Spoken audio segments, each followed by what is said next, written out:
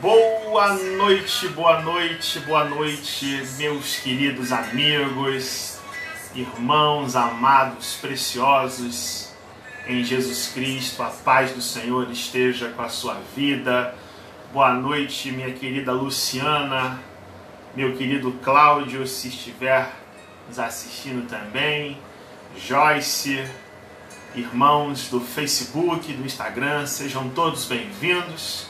Joyce, mãe de primeira, mãe dessa família querida aí que a gente ama muito, nossos queridos Rafael Anselmo, nossa irmã Maria Alice também.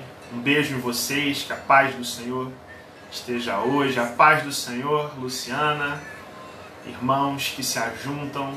Hoje é quarta-feira, mais um dia de bênçãos, um meio de semana que a gente chega junto para orar mais uma vez, não é isso? Momento especial de nós nos aproximarmos de Deus, nos aproximarmos igualmente uns dos outros em oração. Minha querida Elisama, meu querido Brendo aqui no Instagram, que Deus abençoe a vida de vocês, meus irmãos. É sempre uma alegria, é sempre um prazer muito grande a gente fazer isso que a gente faz aqui, viu? Oração nunca é demais. E reunião de oração, igualmente, fortalece a nossa fé, aumenta a nossa comunhão. É orando ao Senhor e orando uns pelos outros é que nós alcançamos orações que são respondidas nas nossas vidas com gratidão, com alegria, com amor de Deus. É isso aí. Traga os seus pedidos de oração. Nossa querida Joyce já está fazendo aqui no Instagram. E é isso mesmo. No final dessa live, nós vamos orar pela vida de vocês, como fazemos sempre. E nos mantendo em oração, orando mesmo após essa transmissão, sem cessar pela vida de todos. Irmã Maria de Fátima, meu querido presbítero Nélio, sejam muito bem-vindos a essa transmissão. Vamos orar, gente. Vamos colocar-nos em sintonia com o Espírito Santo de Deus. Deus bendito, Senhor, só temos a te agradecer. Como é bom e agradável viverem unidos os irmãos. É ali, Senhor, que a tua bênção é derramada. É ali, Senhor, na união do corpo de Cristo, é que a glória de Cristo resplandece quando há união, quando há santidade, Senhor, quando há amor, quando há, Senhor, suporte uns pelos outros. Senhor, quando nós nos reunimos para buscarmos a tua presença em oração, Senhor, nós sentimos a tua presença nos nossos lares, Senhor, e somos agraciados, Senhor, pelo teu amor que nos une, que nos fortalece, que traz, Senhor, alento e refrigério para a nossa vida, Deus. Que bom é isso, Senhor. Que bom é perceber isso. Nós estamos aqui, ó Deus, para falar contigo e para sermos mais uma vez edificados pela tua palavra, Senhor. Que esse seja, Senhor, uma hora proveitosa nessa atitude, Senhor. Que sejam momentos prazerosos na tua presença, Senhor. Porque estamos aqui para buscar a tua face, para orarmos pelos pedidos de oração, Senhor. E com a tua graça, Senhor, alcançarmos as tuas respostas, que já estão sendo dadas, Senhor, porque o Senhor já conhece o nosso coração. Seja conosco, ó Deus, direciona-nos, ó Deus, e capacita-nos de acordo com a tua vontade e com a tua palavra, em nome de Jesus. Amém e amém. Quero saudar a todos com a palavra do Senhor, que se encontra no Salmo 18. Salmo 18 é um salmo de Davi, que nos introduz na presença de Deus, que nos coloca em total reverência e amor para com Ele, que é o Senhor da nossa vida, o Deus Pai de Jesus Cristo. E Jesus Cristo, nosso Senhor, devem ser sempre adorados em espírito e em verdade pelos nossos corações. Salmo 18, do verso 1 a 6, na Nova Versão Internacional, a palavra de Deus diz: Eu te amo, ó Senhor, minha força. O Senhor é a minha rocha, a minha fortaleza e o meu libertador. O meu Deus é o meu rochedo, em quem me refugio. Ele é o meu escudo e o poder que me salva, a minha torre alta. Clamo ao Senhor, que é digno de louvor, e estou salvo dos meus inimigos. As cordas da morte me enredaram, as torrentes da destruição me surpreenderam, as cordas do Sheol me envolveram, os laços da morte me alcançaram. Na minha aflição, clamei ao Senhor, gritei por socorro ao meu Deus. Do seu templo, ele ouviu a minha voz. Meu grito chegou à sua presença, aos seus ouvidos. Louvado seja Deus! Que coisa boa é ler a Bíblia. Que coisa boa é perceber que o Deus revelado na Escritura é um Deus que nos ouve.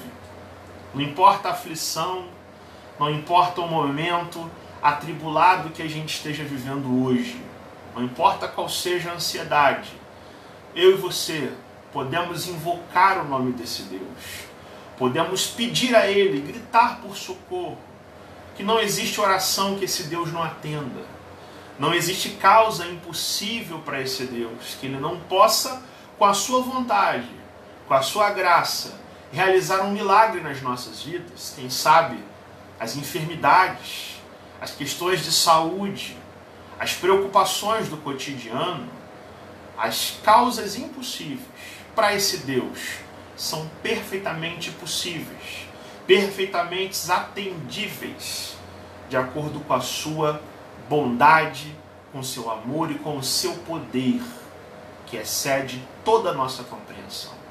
É com essa esperança, meus irmãos, é que eu quero orar com você e que você chame seus amigos para orar conosco, para pensarmos um pouco no meio de uma semana atarefada, cheia de atribulações e de preocupações, para a gente pensar na glória desse Deus, na glória do Senhor Jesus Cristo, o nosso Senhor e Salvador. Envie para nós os seus pedidos de oração. À medida que essa reunião acontece, à medida que o estudo acontece, você pode escrever para nós. E nós, ao final dessa transmissão, como fazemos sempre, vamos clamar ao Senhor nosso Deus. Vamos orar pela sua vida. Vamos orar por todos os pedidos que são feitos antes, durante e depois dessa reunião de oração. Mais uma vez, quero orar com você. Quero orar pela sua vida, orar pelo estudo e reflexão devocional que nós vamos fazer nesse momento. Deus, como é bom, Senhor, olharmos para este salmo tão rico, tão simples, Senhor, mas tão profundo, que nos fala dessa necessidade de amarmos ao Senhor. O salmista declara: eu te amo, ó Senhor, o Senhor é a força da minha vida. Senhor, nós queremos que essa também seja a nossa oração mais íntima para contigo, Senhor. É com essa simplicidade, Deus, é com essa reverência simples e amorosa que nós nos aproximamos da tua graça, Senhor. Sabendo que não somos merecedores de nada, Senhor. Entendendo que tudo que nós temos e tudo que nós somos é para a tua honra e para a tua glória, Senhor Jesus. Ó Deus, em nome de Jesus, que o Senhor fale aos nossos corações pela tua palavra, Senhor, que agora será lida, que será meditada, Senhor, refletida e aplicada. Pedimos a Deus que não haja barreiras neste dia, nesta noite, que nos impeçam de compreender, Senhor, aquilo que o Senhor fala para nós pela Escritura, Senhor, que é perfeitamente inspirada pelo teu Santo Espírito, Deus. Visita os nossos lares, Senhor. Esteja com as famílias que nos ouvem, ó Deus. Esteja, Senhor, com os nossos corações e com as nossas mentes, para que a gente te compreenda, Senhor, da maneira que o Senhor requer ser compreendido por nós. Nós pedimos que seja assim. Em nome de Jesus, no teu nome, Senhor Jesus. E para a tua glória, Senhor Jesus. Amém e amém. Muito bem, meus queridos. Abra aí a sua Bíblia na carta de Paulo aos Colossenses, capítulo 1. E nós vamos ler 3 versículos.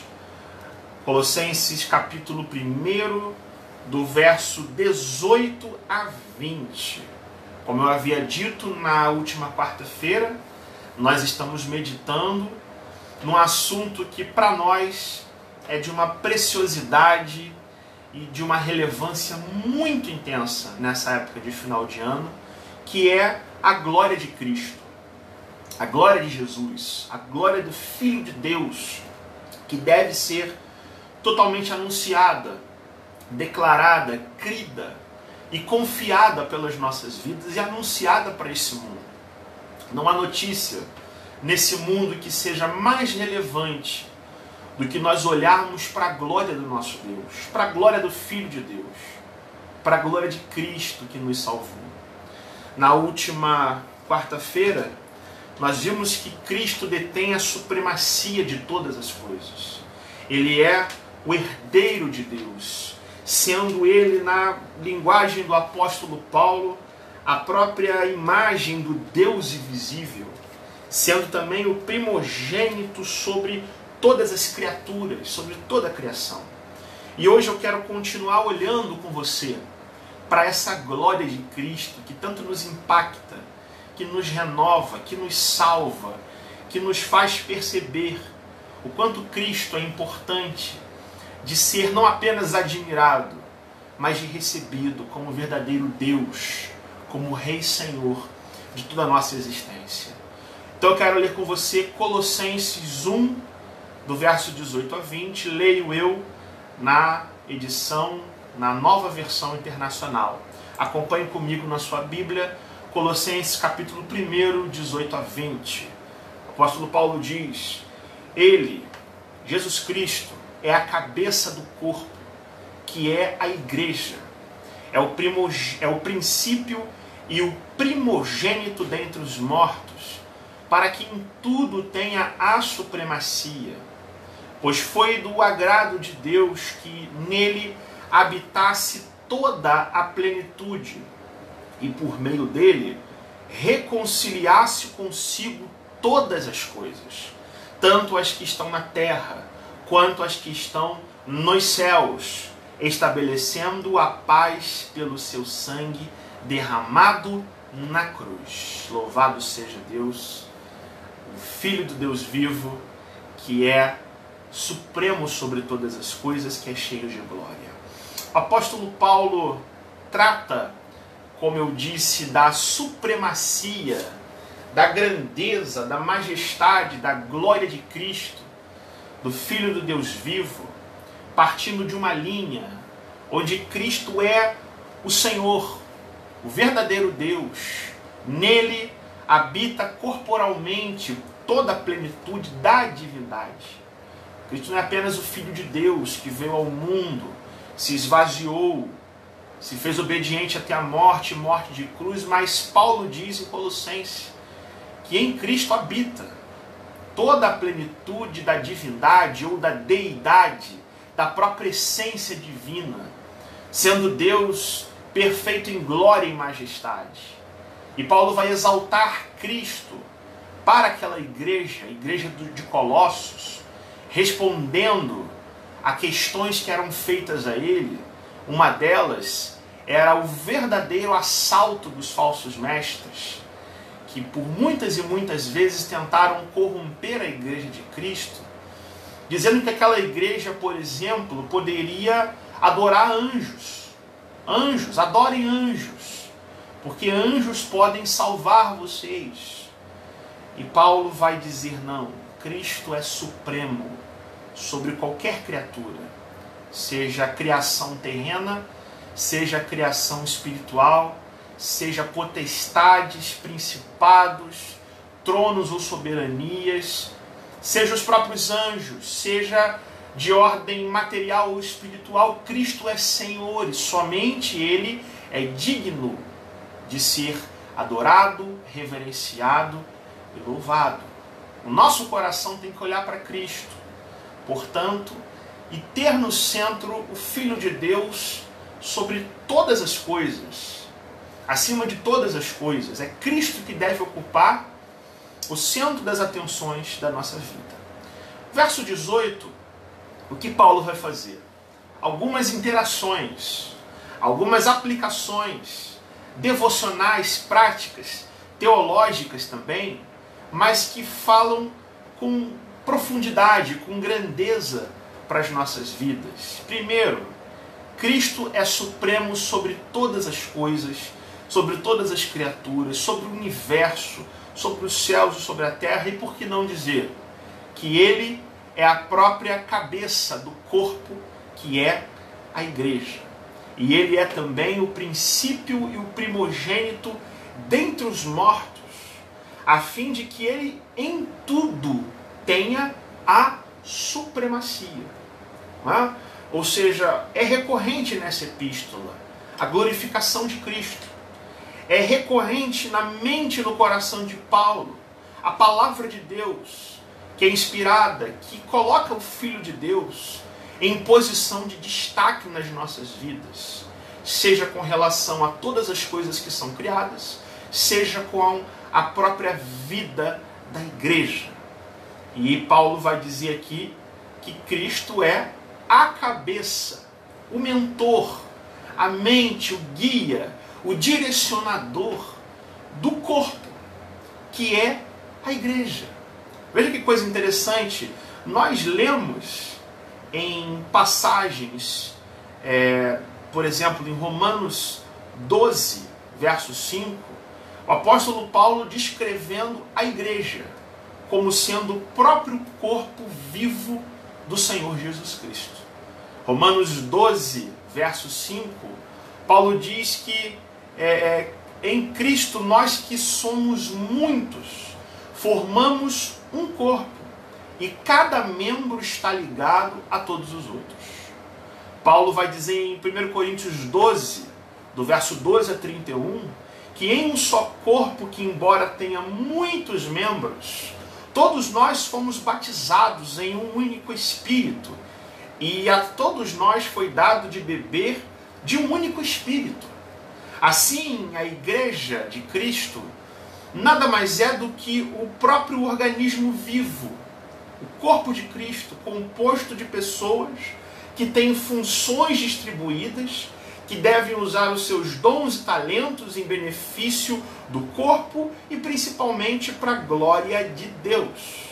Em ambos os textos, seja Romanos 12, 5 ou 1 Coríntios 12, o contexto em que Paulo quer ensinar e responder é a própria unidade da igreja, chamando essa igreja a atenção que assim como um corpo que tem órgãos, que tem membros, que todos esses órgãos e membros dependem um dos outros e devem buscar a edificação através dos dons e talentos e superando as diferenças, tolerando uns aos outros na fé, Paulo vai dizer à igreja de Colossos agora, enfatizando a supremacia de Cristo sobre a igreja.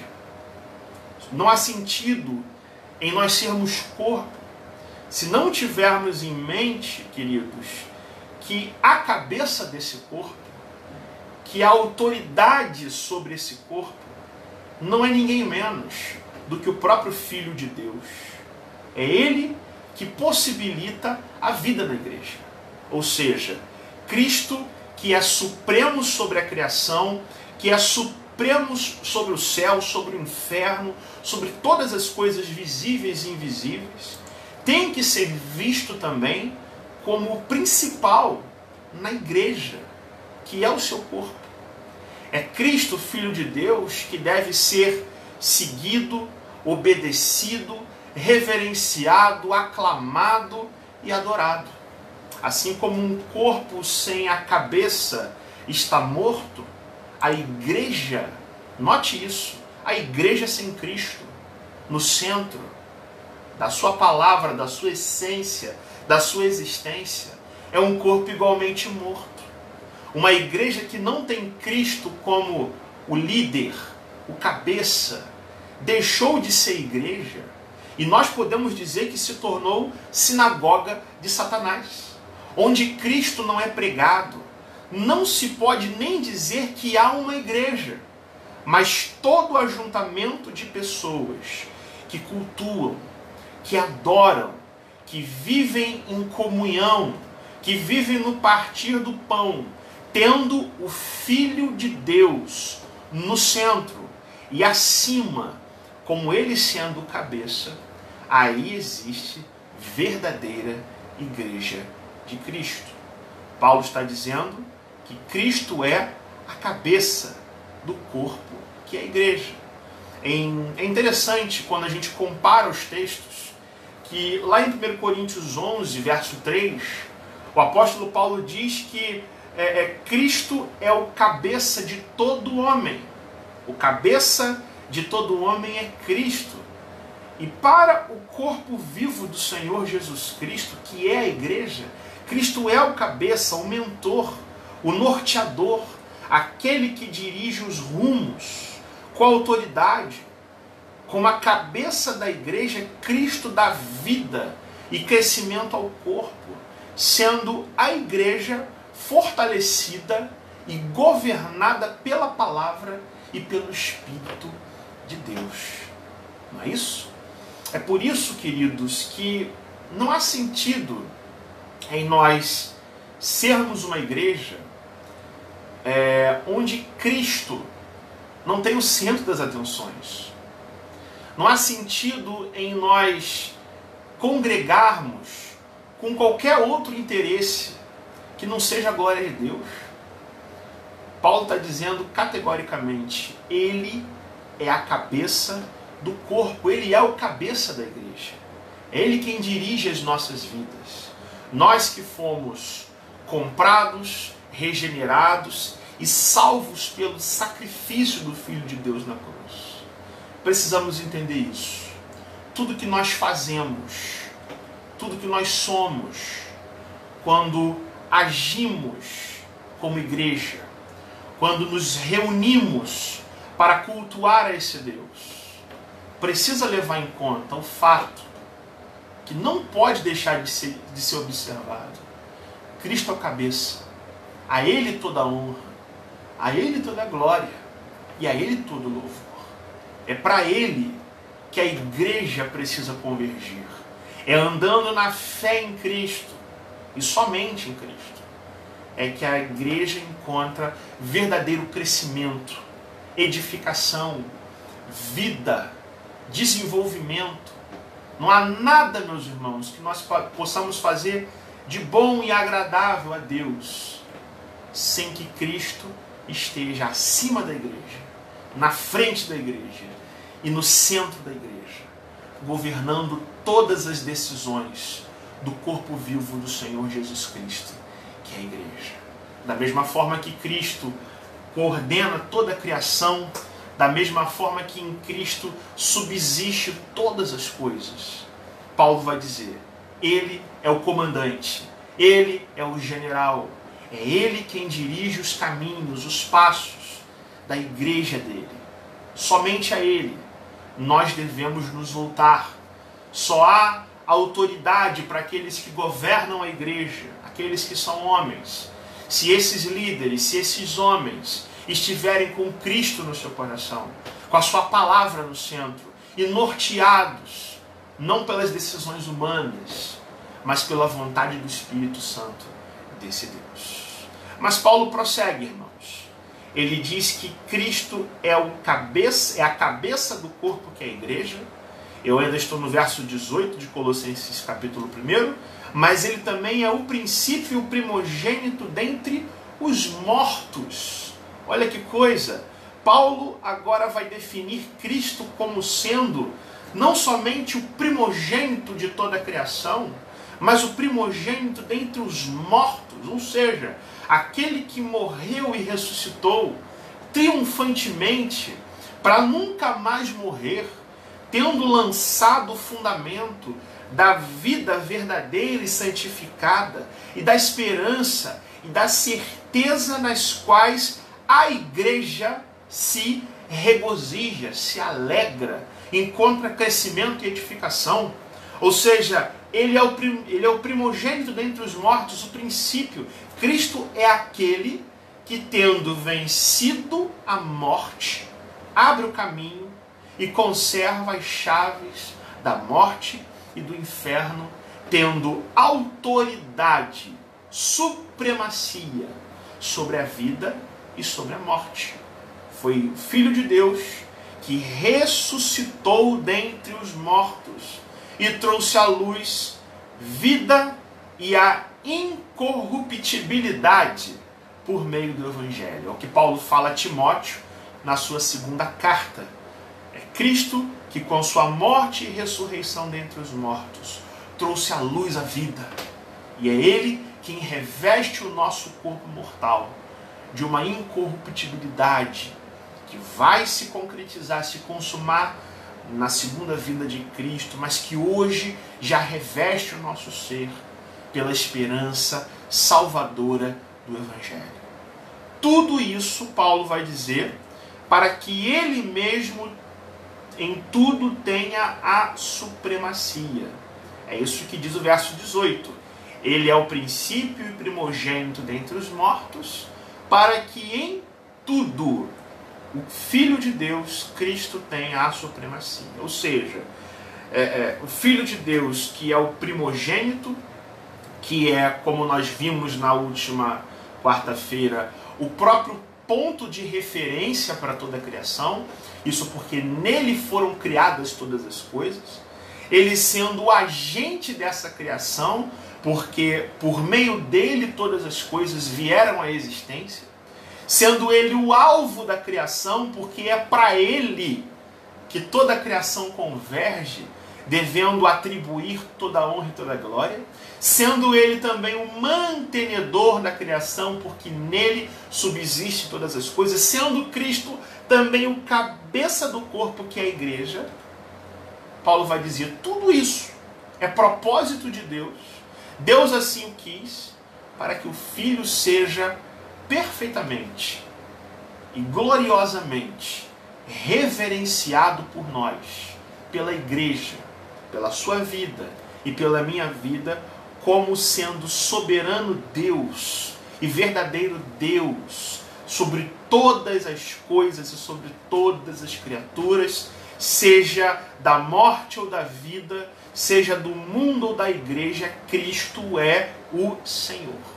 E somente o seu nome é digno de ser glorificado. E se isso é verdade, meus irmãos, isso é verdade, nosso coração e a nossa mente deveriam estar mais centralizados em entender isso, não é mesmo? Como eu sempre falo para vocês, essa é uma época propícia para reflexões, para a gente olhar para o que aconteceu durante o ano, para que a gente reveja e pense em muitas das nossas atitudes que tomamos na vida, decisões, escolhas. E a pergunta que a gente faz, meus irmãos, é em quantas das nossas atitudes, decisões, planos e sonhos, eu e você levamos em conta a glória de Cristo? Nós que no final desse ano vamos fazer planos e projetos para 2021, embora com muita preocupação por conta dos fatos que nos cercam, mas eu pergunto assim, em quantos dos seus projetos Cristo está sendo glorificado como o verdadeiro Senhor da sua vida? O apóstolo Paulo exalta Cristo aqui, é uma posição que todos nós também precisamos ser constrangidos com essa palavra a também exaltarmos. Pense comigo, quantos dos nossos sonhos nós levamos em conta a vontade de Deus, o plano de Deus para as nossas vidas? Quantos dos projetos que nós temos nos aproximam de uma vida mais íntima, mais próxima para com esse Deus, para com Cristo? Porque se Paulo diz que ele é a cabeça do corpo que é a igreja, essa é a verdade, irmãos, que norteia não apenas uma coletividade de pessoas, mas é com você que Paulo está falando. Nós fazemos parte dessa igreja. Da igreja invisível, da igreja visível e local, mas Paulo está falando de pessoas, como eu e você. Cristo é de fato o mentor da nossa existência. Paulo vai dizer no verso 19, que, sendo assim, foi do agrado de Deus que no Filho, que em Cristo, habitasse toda a plenitude. Ou seja, ele continua exaltando a Cristo, ele continua colocando Cristo numa posição de destaque, onde Cristo precisa ser adorado, precisa ser reverenciado e compreendido. E Paulo está dizendo que foi do prazer do Pai depositar no Filho toda a plenitude, e isso desde sempre, desde toda a eternidade, segundo o bom deleite de Deus, a plenitude da Trindade, a essência e a glória de Deus, que é para nós fonte de graça, que é para os crentes esperança de glória, reside no Filho do seu amor. Como Paulo diz, somente nele habita naquele a quem agora eu e você servimos como nosso mediador glorificado e que se manifesta tanto na criação como na própria redenção. É por isso que Paulo vai repetir essa ideia no capítulo 2, no verso 9, dizendo mais uma vez que em Cristo habita toda a plenitude da divindade de forma corporal, pois nele toda a plenitude da divindade habita corporalmente. Cristo não é só supremo, ele não é só Senhor, mas ele é Deus. Ele rege a nossa vida. Ele traz palavra para a nossa vida, meus irmãos, que não deve ser ignorada. É Cristo que rege o nosso destino. É Cristo que dita o nosso comportamento. É Cristo que determina todas as coisas segundo o conselho da sua vontade. E olhando para uma palavra como essa que diz que, veja, é do agrado do Pai que em Cristo, que no Filho, habitasse toda a plenitude. Todo o pleroma, palavra grega, que traz a ideia de algo que está abarrotado e preenchido, onde Cristo é verdadeiro Deus e Senhor das nossas vidas. Nós entendemos aqui uma necessidade de sermos transformados, sabe? De não vivermos da mesma forma, de não vivermos esvaziados de uma vida sem Deus, mas esvaziados para a glória de Deus, com total humildade, pedindo a Deus, fazendo a oração que Paulo faz nos primeiros versículos desse capítulo 1, que nós sejamos cheios do Espírito Santo. Paulo ora em Colossenses 1,9 para que aquela igreja fosse cheia do pleno conhecimento da vontade de Deus. Olha isso. Você que faz planos, você que tem um coração que faz tantos projetos, Paulo faz uma oração ousada para que aqueles irmãos fossem cheios do pleno conhecimento da vontade de Deus, com toda sabedoria e entendimento espiritual. Somente em Cristo, em quem habita toda a plenitude da divindade, é que eu e você podemos beber dessa água da vida, alcançar verdadeiro conhecimento e sabedoria, não é? Que nos norteia nos planos que fazemos, nas decisões que tomamos, na necessidade de muitas vezes entender o tempo de Deus. É essa graça de Cristo que nos possibilita, irmãos, veja, saber esperar no Senhor. É apenas entendendo que em Cristo habita corporalmente, Ele é Senhor de tudo, toda a plenitude da Trindade, da essência, da glória de Deus. Cristo é exaltado, Ele é Senhor sobre todas as coisas. E no verso 20, Paulo termina dizendo que por meio dele, por meio do Filho de Deus, o próprio Pai se agradou em reconciliar consigo todas as coisas, tanto as que estão na terra quanto as que estão nos céus, estabelecendo a paz pelo seu sangue derramado na cruz. Sabe o que Paulo está dizendo para mim e para você? Ele está dizendo que a plenitude de Cristo, a glória de Cristo, tem um propósito prático também. Veja isso. Antes de todas as coisas, tudo isso que Paulo está dizendo converge para que Cristo seja referenciado e adorado, mas agora Paulo vai dizer que essa glória de Cristo tem um propósito, uma bênção prática para a nossa vida, onde Cristo é fonte de bênçãos.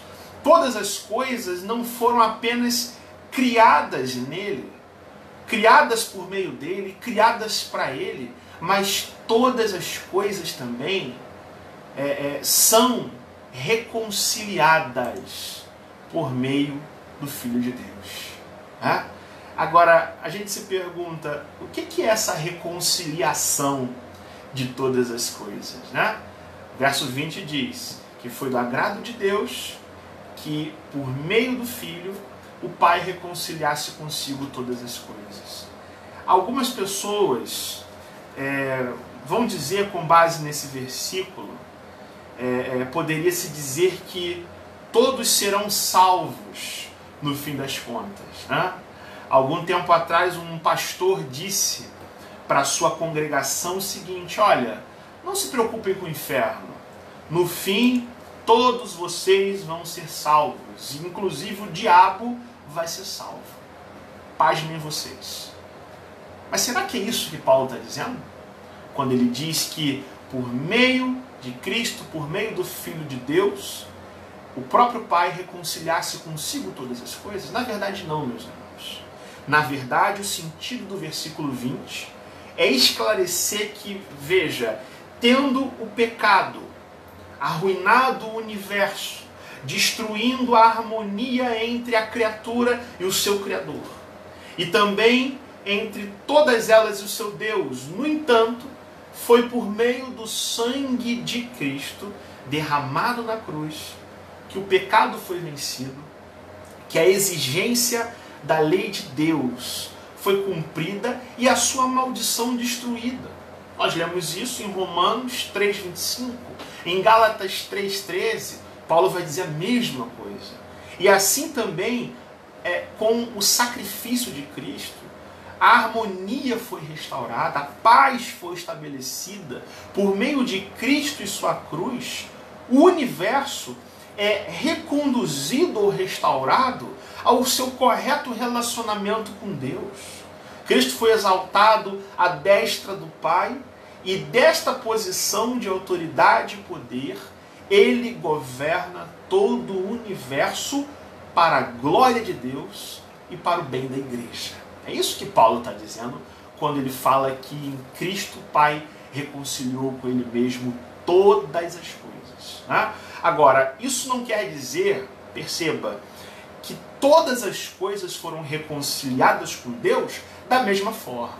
Ou seja, aqueles que são maus, injustos, ímpios e assim permanecem, sejam homens, sejam anjos, seja o diabo, se submetem com pesar e de má vontade a essa paz de Cristo.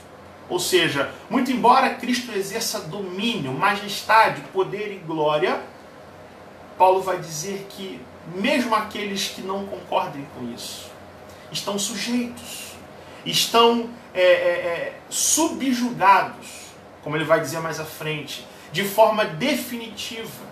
E mesmo os seres malignos já foram despojados do seu poder.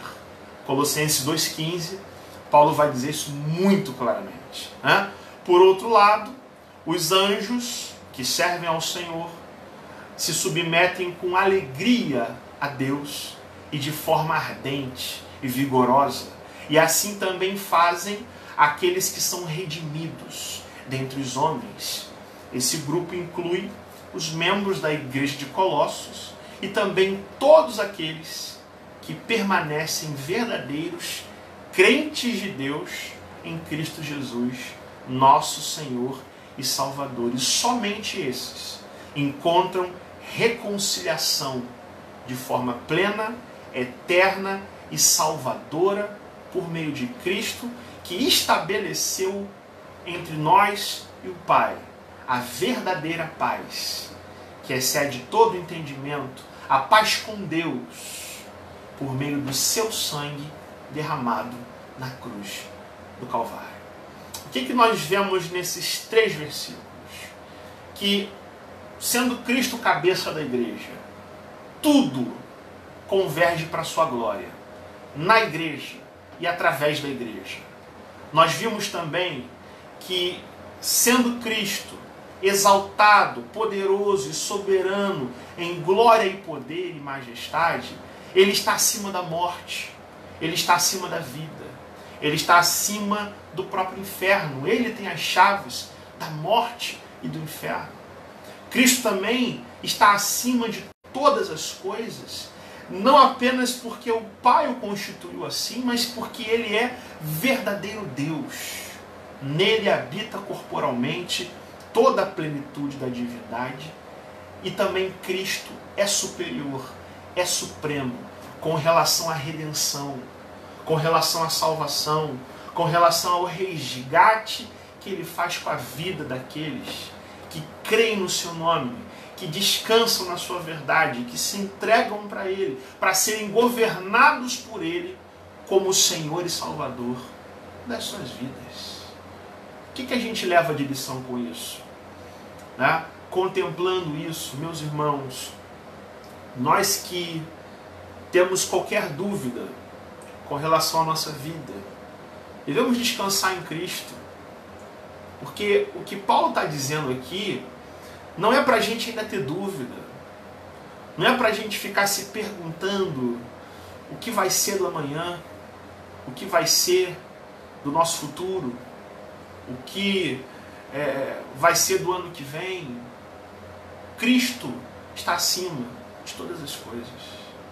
Nós que vamos, em algumas semanas, comemorar o Natal, que não é apenas a vinda do Filho de Deus ao mundo, que não é apenas o nascimento de Cristo, mas é o maior evento da história. Deus visitou o mundo, Deus se encarnou. É fascinante a gente pensar, por um só momento, que aquele bebezinho, deitado naquela manjedoura, enrolado em panos, nascendo de uma forma tão simples, tão singela, tão tranquila, descansando junto com seus pais. É exatamente o Deus que o apóstolo Paulo está dizendo aqui. Nele habita plenamente, de forma plena, toda a essência da divindade. Já parou para pensar nisso? Já parou para pensar que coisa misteriosa é a gente entender que esse Deus poderoso se encarnou como uma criança, como um recém-nascido, viveu uma vida simples, obediente até a morte, e consumou essa sua glória na cruz, e que um dia vai voltar, gente, né? Essa existência nossa vai acabar um dia, seja pela nossa morte física, ou se nós estivermos com os olhos vivos para contemplar a volta de Cristo, que vai vir com muito poder e glória. Será que essa percepção não nos tranquilizaria hoje? Não nos tornaria mais confiantes e seguros no fato de que esse Deus que está acima de todas as coisas, que demonstrou o seu amor na cruz por nós, que, como diz o texto, reconciliou consigo todas as coisas, estabelecendo paz por meio do seu sangue, não seja o mesmo Deus que hoje dá uma nova direção para a nossa vida, que faz com que os nossos medos caiam por terra, as nossas preocupações fiquem subjugadas à glória desse Cristo, mas também o nosso próprio ego, mas também as nossas pretensões e ambições, a igreja desse Cristo, que somos eu e você, não sejamos definitivamente norteados pelo Filho de Deus, que nos ama, que nos reconciliou com o Pai, para que eu e você o enxergássemos e estivéssemos na presença dele por toda a eternidade. Cristo é cheio de glória, irmãos, e nós precisamos abrir os nossos olhos para enxergarmos essa verdade. Pense nisso, medite nessas coisas, que Deus nos abençoe, nos dê a graça necessária para percebermos a glória de Cristo nas nossas vidas. Amém e amém. Vamos em 12 minutos aos pedidos de oração. Vamos lá, Instagram, nossa querida Joyce escreveu aqui, pedindo oração pela família do Edson, que é amigo do nosso querido Rafael, colega de trabalho. A nora dele teve uma cesárea de emergência hoje. O bebê nasceu prematuro e ela não resistiu. Tá? Então, irmãos do Facebook, orem pela família do Edson. Tá? Pedido da nossa irmã Joyce aqui no Instagram, para que Deus traga consolo, tá? Sobre essa perda, sobre essa dificuldade. Cristo, que é supremo sobre a vida, traga consolo a essa família. Nós vamos orar por isso, sim, em nome de Jesus. Vamos ver se há mais pedidos no Instagram. Eu acredito que até não haja, mas vamos aqui conferi-los. Se a tecnologia abençoada me permitir. Eu acredito que não. Lembro aqui que caso a gente não contemple todos os pedidos, a nossa congregação continua orando por você, pensando em você. Nós temos aqui no Facebook agora, vamos lá, nós temos aqui um pedido da nossa querida Maria de Fátima, pede oração pela saúde dela. Ela está com dores e infecção urinária. Nossa irmã Maria de Fátima Andrade Nogueira de Souza. Vamos orar pela saúde da irmã. Meus irmãos, eu não vejo aqui no momento mais pedidos de oração e quero lembrar vocês, mesmo após essa transmissão, os nossos canais de contato estão à sua disposição para que você nos envie pedidos e nós vamos orar mesmo após essa programação, para a glória de Deus. Feche seus olhos, vamos falar com esse Deus. Senhor, em nome de Jesus, que nós nos aproximamos da Tua presença humildemente, mas confiantes no Teu amor, Senhor.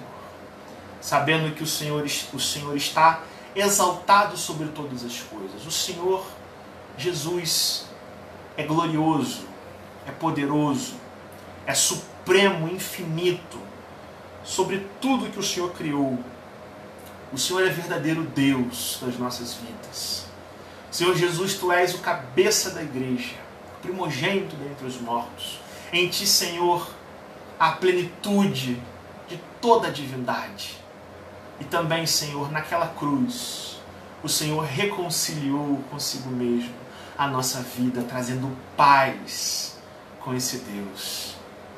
Quão grandioso é o Teu amor, Senhor, e como é bom percebermos isso, Senhor. A nossa alma se alegra na Tua presença, Deus. E nós Te agradecemos por cada palavra lida na Tua Escritura, Senhor, que revela esse plano, essa bênção, Senhor, essa dádiva, que é Jesus Cristo, nosso Senhor, que é a esperança de glória, que somente pelo Filho de Deus se confirma nos nossos corações. Senhor, com base nisso, nós queremos orar a Deus e pedir que o Senhor atenda, Senhor, os nossos pedidos de oração, ó Deus. Colocamos nas Tuas mãos a vida do Edson, da sua família, Senhor, da sua perda, pelo que aconteceu, Senhor. O Senhor tem sobre as Suas mãos o controle de todas as coisas. O Senhor tem de fato, governo, Senhor, sobre a história das nossas vidas. Mas nesse momento difícil, nós pedimos, ó Deus, que o Senhor traga consolo para a família do Edson, Senhor. Traga alento, traga descanso, Senhor, nessa hora tão difícil, de tantas dúvidas e perguntas.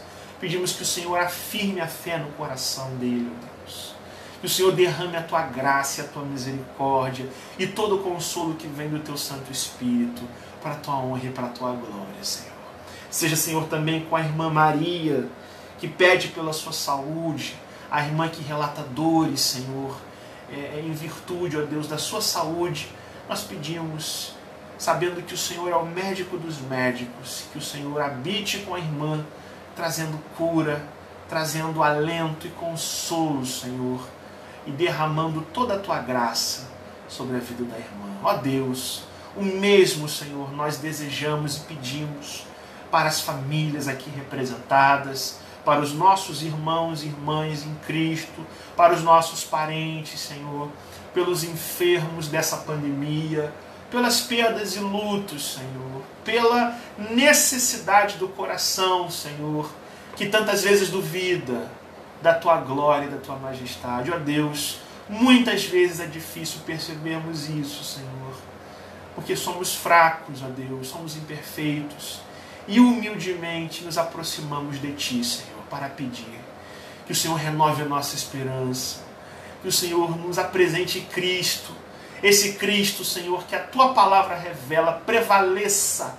sobre as nossas vidas, sobre as nossas enfermidades, sobre as nossas esperanças, sobre as nossas ambições, Senhor, subjugando-as, sobre os nossos planos e sonhos, pensamentos, atitudes, ações, reflexões sobre a igreja, Senhor. Que seja tudo Cristo em nós, esperança de glória, para que somente o Filho de Deus seja glorificado nas nossas vidas. Essa é a nossa oração, Senhor, e nós a fazemos em nome de Jesus e na força do Espírito Santo. Amém. Aleluia. Louvado seja o nome do Senhor nosso Deus. Meus irmãos, pense nessas coisas. Medite sobre Cristo. Leia a palavra de Deus. Invista em momentos preciosos de oração com o Senhor. E certamente a sua vida vai encontrar paz, descanso verdadeiro e a segurança bendita da salvação desse Deus. Que Deus te abençoe, que Deus te guarde, que Deus nos dê uma continuidade de semana abençoada, em nome de Jesus. Fiquem todos na paz, que Deus os abençoe, e até a próxima quarta-feira, onde juntos, mais uma vez, oraremos com a graça de Deus e meditaremos um pouco mais sobre a glória do Senhor Jesus Cristo. Deus te abençoe, em nome de Jesus.